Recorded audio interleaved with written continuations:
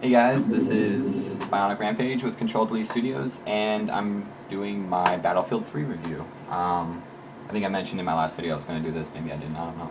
Whatever. But basically, Battlefield 3, it's pretty good.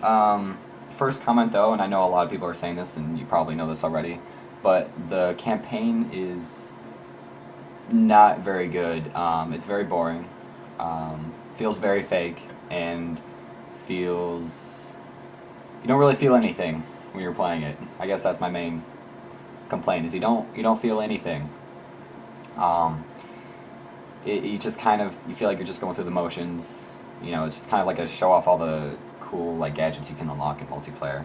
But I have Battlefield 3 right here, and the multiplayer is amazing. A lot of open environments, which are excellent for rush and conquest. And I even played some team deathmatch earlier today, and that was a lot of fun. A little bit more fun than like Call of Duty,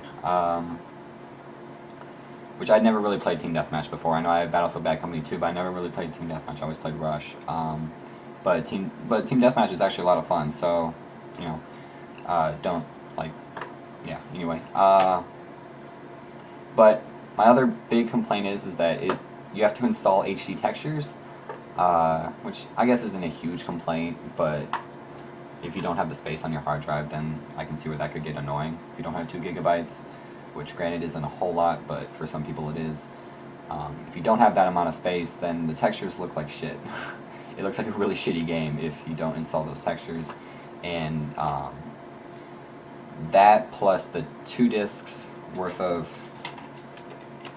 install is a total like 15 gigabytes. So I had to go and delete some old games that I had installed and haven't played in a while to free up space for that. So that was kind of annoying. My other big complaint is that when you want to switch from campaign to multiplayer, you have to switch discs. I actually have the multiplayer disc in my console right now, but that's the campaign disc, and you have one disc for the campaign,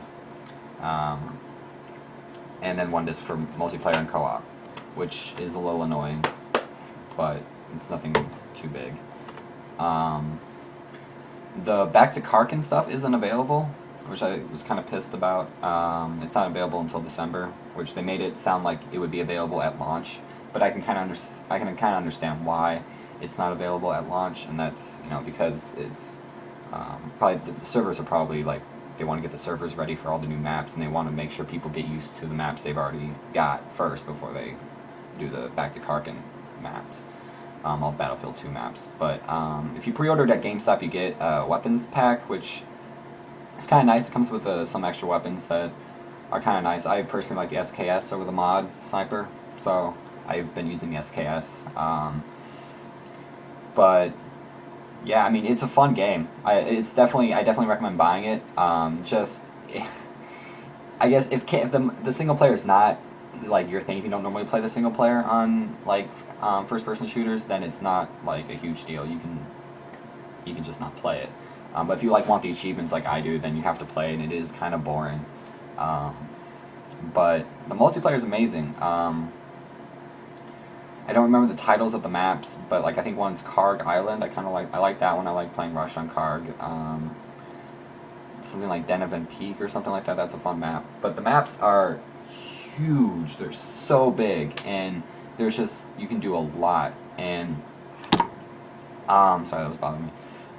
It's but like it's the excuse me, the multiplayer is amazing. The graphics are stunning if you install the HD texture packs.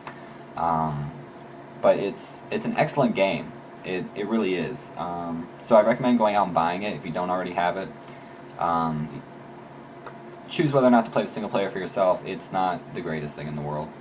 Oh, and one other thing, which I don't really have a huge complaint about, but EA, don't buy it used, because EA had the multiplayer is an online pass.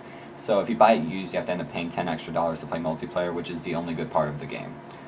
So, because I know like GameStop probably has it used for about $55, you end up having to pay $5 more than if you had bought it used, just to play the good part of the game. So buy it new, don't buy it used. So yeah, that's probably about it for me today.